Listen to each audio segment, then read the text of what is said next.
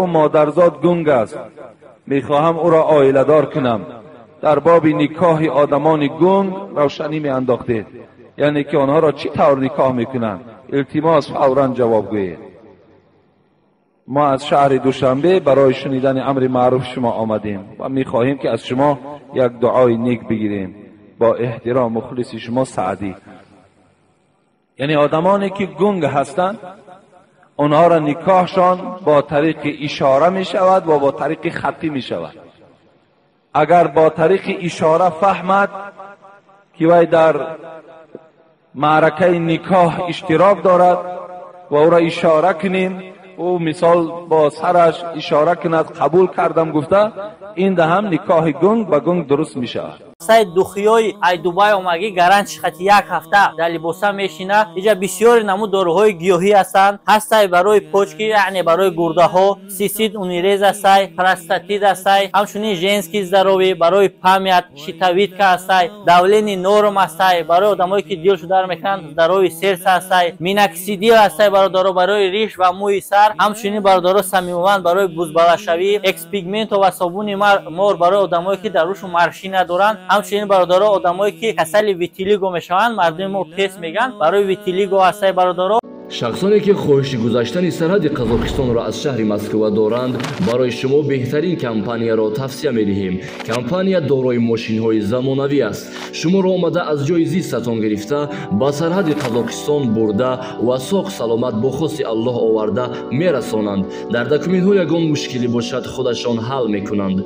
و خوبی کمپانی در این است که برای زنها امکانیت رفتن را داده است. با ماشین‌های مخصوص و راننده زن باشد. از نام شبکه حاجی میرزا گپ زنید، برای شما تخفیف کرده می شود. معلومات بیشتر بر رقم های روی اکران بوده تماس بگیرید.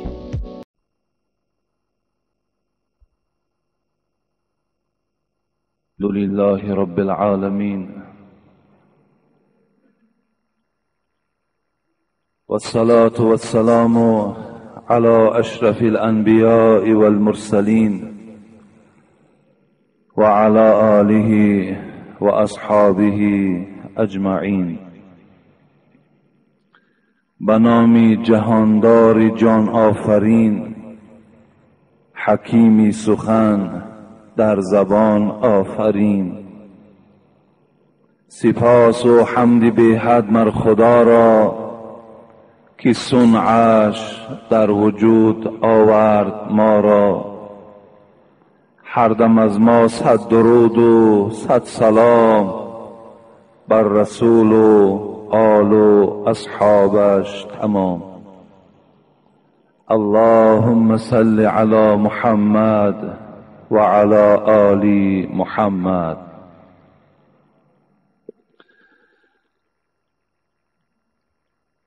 برادران عزیز و پدران بی نهایت گرامی، همه شما را به این روز بندگی، به این روز جمعه، سردار روزها، تبریک و تهنیت میگویم و از پروردگار التجای بندگی دارم که خدای مهربان قدم‌هایی که شما برای ادا کردن نماز جمعه گذاشتید، خداوند این قدم‌های شما را پر اجر و پر حسنات بگرداند و خداوند در هر یک قدم‌های شما همه لغزش و سهو و گناه‌های شما را خدای مهربان مغفرت بگرداند و خدای مهربان از بهترین نعمت‌های جنتش همه شما را برخوردار بگرداند و خداوند محبت خودش را، محبت قرآن و اسلامش را در دل همه ما و شما بندگانش جایگیر بگرداند و تمام برادرانی که امروز در مسجد مهمان هستند، خدایا همه اینها را ما خوش آمدید میگوییم و خداوند صحت و سلامت به خاندان با تمام اجرها و ثوابها برسانشان. ربنا فاغفر لنا ذنوبنا وكفر عنا سيئاتنا وتوفنا مع الأبرار برحمتك يا أرحم الراحمين. قال رسول الله صلى الله عليه وسلم: اغد عالما أو متعلما أو مستمعا أو محبا ولا تكون الخامسة فتهلكوا.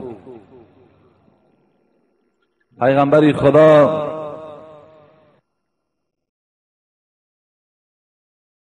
صلی الله علیه و سلم می‌فرماید: دوست می‌دارم یا میل دارم یا خواهش دارم که همه پیروان من عالم باشند. هر کسی که پیرو قرآن است، هر کسی که محب رسول اکرم صلی الله علیه و سلم است، حبیب خدا مراجعت دارد که دوست می‌دارم که عالم باشد، یا دوست می‌دارم که طالب علم باشد، یا دوست می‌دارم که گوش کننده عالم ها باشد، یا دوست می‌دارم که دوست دارنده عالم ها باشد. از این 4 نعمت امتان من، پیروان من باید که برخوردار باشند، و الا اگر یکی از اینها در امت من وجود نداشته باشد، پس امت من هلاک می شود. از این خاطر الحمدلله که امروز در بین ما و شما اگر عالمم نباشیم شاید طالب علم باشیم، اگر طالب علمم که نباشیم شاید گوش کننده عالم ها باشیم، اگر گوش کننده هم دکی وقت نداشته باشیم با دلمان عالم ها و طالب علم ها را دوست می داریم. الحمدلله که این خیلی نعمت کلانی هست که الحال یک نعمت او در شما گوش کردنش، یا اینکه در دلتان محبت، 2 نعمتش اگر عالم و طالب علمم که نباشین وجود دارد. جمعه گذشته که خیلی سوالهای زیاد در پیش ما بود، الحمدلله که ما یک قسمت اونها را جواب گفتیم و امروز باز خیلی سوالهای مهم و ضروری در پیش ما هست، اینها را هم جواب میگوییم. و چگونه که وعده دادیم جمعه های آیندهش البته در باب زکات است و کسانی که زکات میدهند چه فضیلت دارد، کسانی که نمیدهند چه وعیدهای از طرف الله برای آن کسانی که از مالشان زکات نمیدهند خبر آمده است. ان شاء الله به سمع شما میرسانیم. الحال باشد میخواهم در حال سوالهایی که هست مختصرا برای شما جواب میگویم.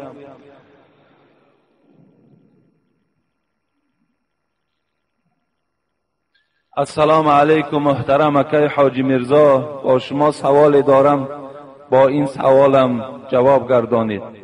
پسری دارم 14 سال بیمار است، بیماری که نه زبان دارد گپ زند و نه راه میگردد، نمی نشیند و مانند طفل نوزاد دائما خواب است. اما در این سن و سال دستش حلال نکرده است. اگر با وی یگان واقعه شود با این ما ضامن میشویم یا نه؟ نه، ضامن نمیشویم. اگرچه ختنه نکرده هم که باشد، البته ختنه برای آدم مکلف است. این آدمی که نه زبان دارد، نه عقل دارد، نه قوت نشستن دارد، اگر مبادای از دنیا هم که گذرد، اگر دستش حلال هم که کردگی نباشد، یعنی ختنه نشده باشد، این در پدر و مادر هیچ ضامنی نیستند. السلام علیکم اکای حاجی میرزا، در کدام حالت جین در داخل آدمیزاد داخل می شود؟ این ما با یک بار دیگر هم گفته بودیم که جین در داخل انسان زمان می درآید، گفتیم یا در حالت ترس باشد، یعنی انسان وقتی که یک سخت می ترسد، همون حالت در جین ها یعنی خودشان در داخل انسان جا کرده می توانند. یعنی وقتی که اگر جین در داخل انسان که در آمد، حتمی این انسان بیمار می کند. یا در حالت شهوت که اگر خیلی شهوت انسان بلند شود، در حالتهای همون خانداری که بازن می کند، همون حالت هم جین در وجود آدم داخل می شود. یا گفتیم وقتی که شما در بسترهایی که خواب میکنین، شما عریان خواب نکنین، یعنی برای خودتان یک لباس در بدن داشته باشین. این بهتر است که شما در جایگاه خوابتانم یعنی با لباس هایی که سبک هستند و لباس هایی که شب خواب کنک داره ما و شما، اگر با این لباس ها هم اگر در همون بستر خواب ما خواب کنیم، انشاءالله این نیک است. و پیش از خواب حتمی برای هر کدام ما و شما وظیفه این است که آیت الکرسی، سوره های قل اعوذ برب الفلق، قل اعوذ برب الناس، قل هو الله اگر خوانیم و در دست هامان بدمیم و در تمام بدنمان اگر مالیم، انشاءالله دیگر جین نزدیک ما و شما آمدن نمی تواند. اینا در حالت نشستن میشینیم در جاگه با پای طهارت، این آیت های، این سوره ها، این آیت هایی که گفتم اینها را میخوانین، در بدنتان میمالین، انشاءالله دیگر جین در وجود شما داخل نمیشود. یا جین در حالت گناه هم در آدم داخل میشود. میگه صاحب کتاب اگر وقتی آدم مرتکب یک گناه میشود، چی در حالت زنا باشد، چی در حالت عرق نوشی باشد، چی در حالتهایی که اگر نمازخوان باشد و نماز قصداً ترک کند، یعنی حالتهای گناه دهند، جین میتواند که در وجود انسان داخل شود. از این خاطر همین مرحله هایی که همین صورت هایی که بیان کردم، اگر در همین حالت ها شما پیشگیری کنید، انشاءالله جین در وجود شما داخل شدن میتواند. السلام علیکم استاد شیرین سخن. سوال: آیا پسر میتواند پدر خود را عاید شریعت سخن گوید در آن وقتی که پدر کار غیر شریعت را انجام میدهد و من بر خلاف کار غیر شریعت پدر خود را از شریعت سخن میگویم؟ آیا من در این عملم گناهگار نمی باشم در نزد خدا، حال آنکه من از شریعت برخوردار هستم؟ البته فرزند می تواند که پدر یا مادری که اگر از شریعت بیرون باشند، یعنی چی بی نماز باشند، چی در حالت مینوشی باشند، چی در حالت زیناکاری باشند، یا چی در حالتهای یعنی یک گناه مبتلا هستند، فرزند اگر فرزند سالم و صالح و خدا ترس باشد، حق دارد که پدر و مادر گوید که ای پدر ای مادر، من میدانم که منزلت تو خیلی بالاست، من میدانم که الله هر یک فرزند سپارش دادگی هست و وصینا الانسان بوالدیه حملته امه وهنا علی وهن. اینا من میدانم که الله سپارش دادگی است که هر یک فرزند باید که و پدر و مادرش خیلی معامله خوب داشته باشد، پدر و مادرش احترام کند، پدر و مادر باید که از فرزندها راضی باشند. اینا من میدانم، لیکن این عملیتی که تو انجام داده ایستاده ای، این عاقبتش خاری است، این عاقبتش عذاب است، پدر از این راحت بگرد. اگر با این طریق معامله با پدر کند، این ده گناهگار نمی شود. یعنی فقط با غیر دغلانه، یعنی ما نمی توانیم که بالای پدر و مادر اگرچه در راه گناه هم که باشد اونها را سیاست کنیم، اونها را مثال سخنهای قبیح گوییم، این ده حق نداریم. یعنی با طریقی خیلی نرم و ملایم، یا می توانیم که اگر یگان رفیق عالم داشته باشیم، یگان رفیقی که از خدا و پیغمبر آگاه باشد، اونا برده پدر و مادر مانه، اگر اونها نصیحت کنند با این راه ها باز بهتر است.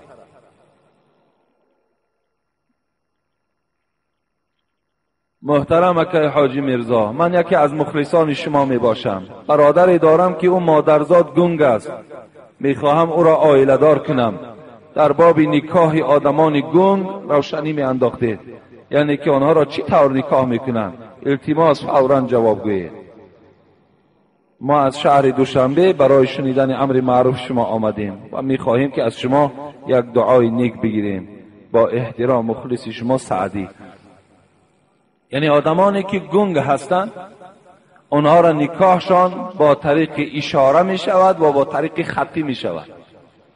اگر با طریق اشاره فهمد که وی در معرکه نکاح اشتراک دارد و او را اشاره کنیم، او مثال با سرش اشاره کند قبول کردم گفته، این ده هم نکاح گنگ و گنگ درست می شود. یعنی از طرف همون گنگ اگر اشاره انجام یابد صحیح می شود. یا با طریق خط پیشنهاد میکنیم که همین دخترم میخواهی نمیخواهی گفته، و اگر نویسد که میخواهم الک خودش چی است؟ همون قبول است. السلام علیکم داملای محترم.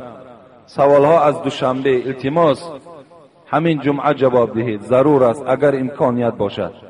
از قفای شخصی که ریشی او با تیغ تراشیدگی هست، نماز خواندن درست است یا نه؟ مکروه میگویم. در تمام مسائل فقهی از پشت امامی که ریش ندارد نماز خواندن مکروه میگویم. از قفای شخصی که ریشدار باشد و قرائت نداشته باشد نماز خواندن جایز است، در مسجدی که امام دائمی نداشته باشد. با احترام گروه تاجران کاروان. یعنی اگر ریشدار باشد و قرائت نداشته باشد، از پس این گونه امام نماز قاری فاسد است.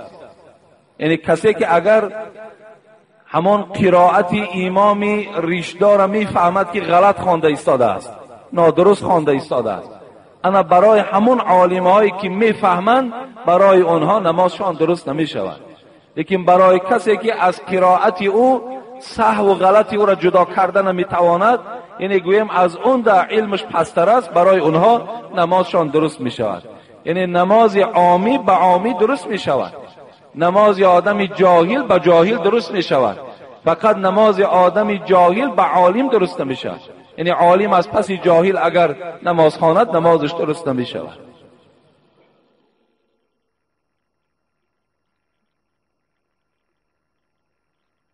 سلام برادر مهربانم حاجی میرزا، من از شهر دوشنبه مخلص شما. یک برادر نماز میخواند، فرض را میخواند و سنت را نمیخواند. سوال دادیم برای چی سنت را نمیخوانی؟ جواب داد که در جای سنت قضای گذشته را میخوانم. درست است یا نه؟ نه درست نیست. این سنت ها سنت های هداست، سنت های تأکید شده پیغمبرند. این 5 وقت سنتی که ما در یک روز میخوانیم، اگر کسی این قصداً ترک میکند در نزد پروردگار گناهگار میشود. قضایش جدا خواندن گیرد، سنت هم میخوانی قضایی را میخوانی. این معنی را ندارد که ما قضا را خواندیم و سنت ترک کنیم. در ترک کردن سنت الک انسان گناهگار میشود.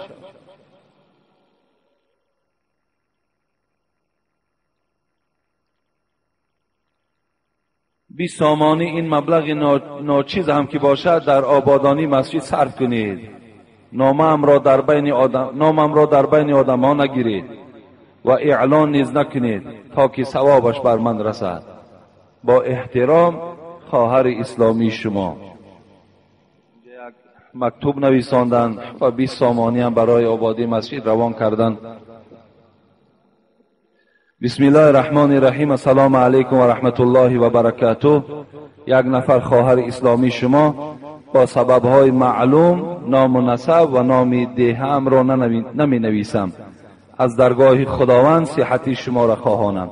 خداوند علم شما را زیاده بگرداند. من دوزنده هستم، هرچند کار میکنم برکت ندارد. میگویند که با دست چپ که کار میکنی از این سبب است، یا راه کارت بستگی است، در حق ما دعا کنید. یعنی هیچ وقت این سبب نمیشود که انسان وقتی با دست چپ اگر کار کند کاری او بی فیض باشد، بی برار باشد. این غلط است. فقط حبیب خدا همه کار با دستی راست سر کردن در امر کردگی هستند. لیکن انسان وقتی که اگر آموخته شود با دست چپ، اینا باید در خردیش همون پدر و مادر وقتی که نگاه میکند که فرزند با دست چپ خوراک میخورد، با دست چپ همه معامله هاش میکند، همون زمان باید که باز میداشتد. وقتی وای الله که به سن سالی خیلی کلان رسید وای دیگر دستی و آموخت شد، دیگر وای گردانیدن از این کار خیلی مشکل است. اگر تواند خوش به حالش، و الا نتواند این معنای را ندارد که با دست چپ کار کردن کار انسان بی فیض و بی برار باشد و کار او بستگی باشد. کار هیچ کس بسته نمیتواند. ولی بسیاری بچه ها مراجعت میکنند می کار من بستگی هست. کار شما را هیچ کس بسته نمیتواند. هر یک مشکلاتی که در کار شما می آید شما به سوی پروردگار مراجعت کنید، انشاءالله همه کار شما را خداوند کشایش میدهد. هر یک مشکلاتی که می آید، هر یک تجارتی که داری بی‌برار است، در بالای جای نماز دعا کن، انشاءالله همه کارهای تو باورار می شود. زنی که اسلامی باشد، قرآن خوان، سطردار، 2 فرزند دارد، شوهرش در اسلام نباشد، او را نگاه و بین نکند، زن از او طلاق طلب کند، این زن نیز گناهکار است، روی جنت را نمی بیند یا برعکس. قال رسول الله صلی الله علیه و سلم ایما امرأة سألت زوجها الطلاق من غیر ما بأس فحرام علیها رائحة الجنه. پیغمبر خدا میگوید کدام زنی که اگر بی اساس بی سبب یک شوهر نمازخوان دارد، یک شوهر خدا ترس دارد، یک شوهر اصلاح شده دارد، لیکن زن بازم اینقدر کردارهای خوب شوهرش ناز میکند یا فخر میکند یا تکبری میکند و از این گونه شوهر طلاق را طلب میکند، این حالت در جنت بر این گونه زن حرام گفتن حبیب خدا. لیکن وقتی که شوهری که اگر خیلی کردارهای ناخوب دارد، عملهای نادرست دارد، زن از حساب عملهای ناجایز او خیلی دلمانده می شود، اگر از او طلاق طلب کند، این حالت در این زن گناهکار نمی شود. بسیار خوب می شود که اولا این زن این طلاقی که طلب می کند برای جدایی نباشد، فقط برای ترسانیدن باشد. بترساند که من با این گونه شوهر حیات بردن نمی خواهم، میخواهی مثل من نمازخوان باش، مثل من در پهلوی من چگونه ای که من تربیت فرزند میکنم، چگونه ای که من هم غم خانه و غم اسلام میخورم، تو هم باید مثل من باشی گفته. و الا اگر همین شرط ها را قبول نمیکنی من با تو زندگی نمیکنم گفته. اگر با راه های ترسانیدن باشد این بهتر است. و الا از طلاق کردن او هیچ نیکی در حیات این زنی که با صاحب فرزند از پیدا نمی شود. خیلی از طلاق کردن ما و شما اجتناب کنیم، هیچ وقت طلاق کردن هم دوست نداریم، فقط با این راه های ترس اگر پیشنهاد کنیم تا که زندگی خوب شود، تا که این مرد اصلاح شود، این حالت خیلی خوب است. اگر زن در خانه تنها باشد، بی سطر قرآن را بخواند، آیا گناهکار می شود یا نه؟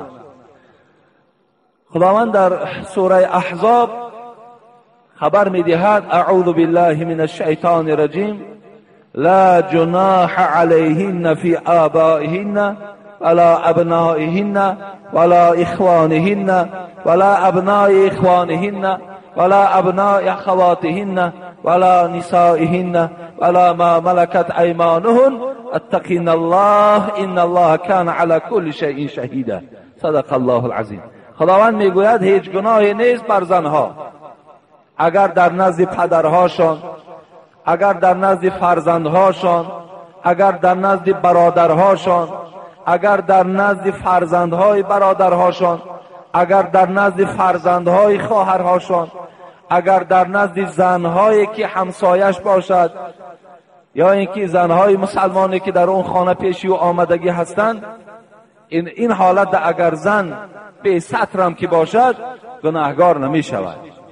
در حالت در خانه، یعنی بی ستر مثل که موی سری او می تابد یا گردن او می تابد یا دست او می تابد، در خانه در پیش پدر، مادر، برادر، فرزندای او، الله در سوره احزاب آیت 55 میگوید که گناهی نیست در خانه.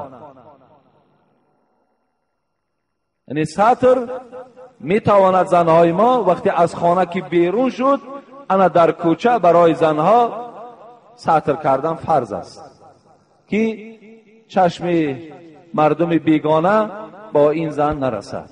لیکن در نزد پدر و مادر و اولاد و اجدادی که در خانه دارد، نزد اینها اگر ای ستری هم که کند گناهی نیست میگوید پروردگار.